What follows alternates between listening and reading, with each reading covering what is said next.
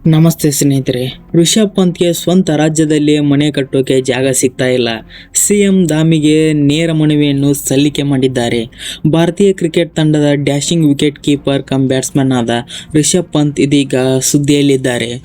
ಆದರೆ ಈ ಬಾರಿ ಕ್ರಿಕೆಟ್ ವಿಚಾರಕ್ಕೆ ಅಲ್ಲ, ತಮ್ಮದೇ ರಾಜ್ಯ ಉತ್ತರಾಖಂಡದಲ್ಲಿ ಮನೆ ಕಟ್ಟಲು ಅವರಿಗೆ ಜಾಗವೇ ಸಿಗುತ್ತಿಲ್ಲ ಅನ್ನೋ ಕಾರಣಕ್ಕೆ.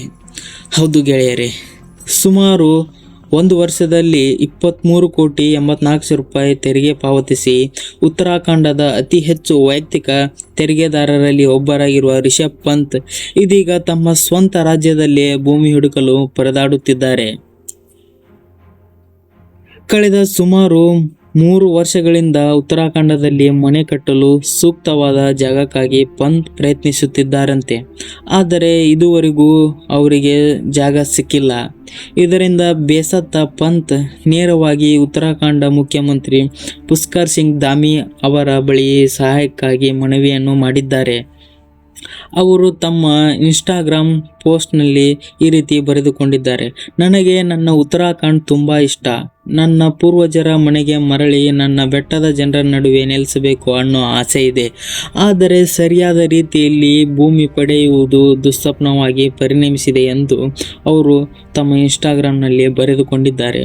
ಅಷ್ಟೇ ಅಲ್ಲ, ಉತ್ತರಾಖಂಡದ ಬ್ರಾಂಡ್ ಅಂಬಾಸಿಡರ್ ಆಗಿ ರಾಜ್ಯವನ್ನು ಪ್ರಚಾರ ಮಾಡಿದ ಸಂದರ್ಭದಲ್ಲಿ ಸರ್ಕಾರ ತಮಗೆ ನೀಡಬೇಕಾಗಿದ್ದ ಮತ್ತೊಂದು ಭೂಮಿಯನ್ನು ಇನ್ನೂ ಬಾಕಿ ಇದೆ ಎಂದು ಪಂತ್ ಮುಖ್ಯಮಂತ್ರಿಯವರಿಗೆ ತಿಳಿಸಿದ್ದಾರೆ.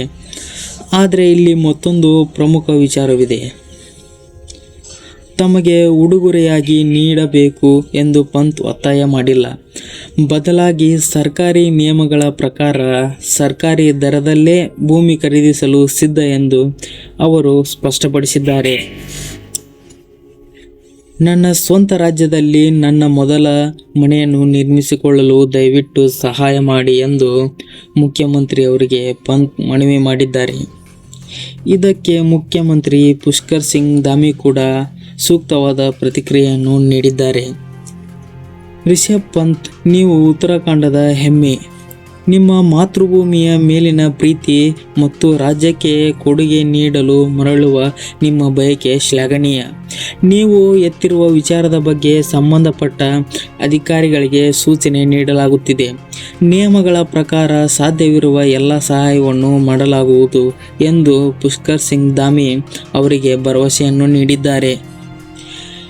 ಇನ್ನು ರಿಷಬ್ ಪಂತ್ ಉತ್ತರಾಖಂಡದವರಾಗಿ ಇದ್ದರೂ ಅವರ ಕ್ರಿಕೆಟ್ ಪಯಣ ದೆಹಲಿಯಿಂದ ಬೆಳೆದಿದೆ. ದೇಶೀಯ ಕ್ರಿಕೆಟ್ನಲ್ಲಿ ದೆಹಲಿ ತಂಡವನ್ನು ಪ್ರತಿನಿಧಿಸಿದ ಪಂತ್ ನಂತರ ಭಾರತೀಯ ತಂಡಕ್ಕೆ ಆಯ್ಕೆಯಾದರು.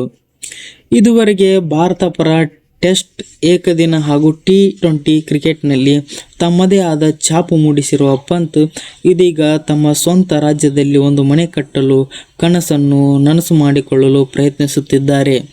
ಕ್ರಿಕೆಟ್ ಮೈದಾನದಲ್ಲಿ ದೇಶದ ಹೆಮ್ಮೆ ಈಗ ತನ್ನ ತವರು ನೆಲದಲ್ಲಿ ಒಂದು ಮನೆ ಕಟ್ಟುವ ಆಸೆ ಇದೆ.